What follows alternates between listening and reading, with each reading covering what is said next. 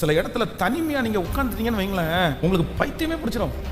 அப்படியே யோசனை ஓடிட்டே இருக்கும். இன்னைக்கு பல பேர் மன அழுத்தத்துக்குள்ள ஆளானதுக்கு காரணம் என்ன தெரியுமா?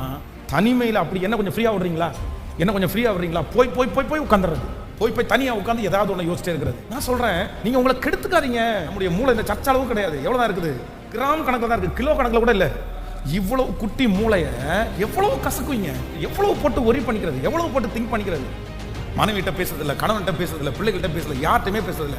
தனிமை, எப்ப பார்த்தாலும் தனிமை. கேட்டா என்ன சொல்றது? எனக்கு யாருமே இல்லை, எனக்கு ஃப்ரெண்ட்ஸ் யாருமே இல்லை, என்ன எல்லாருமே ஒதுக்குறாங்க. நான் சொல்றேன், அப்படிதான் சிலர் நம்மளை ஒதுக்குவாங்க. அதுக்காக நீங்க போய் பேசுங்க, நீங்க சந்தோஷமா இருங்க, நீங்க இருக்கிற இடத்துல கலகலன்னு வச்சுக்கோங்க. தனிமை என்கிறது அது ஆண்டவரான உண்டானதுன்னு சொல்லாதீங்க.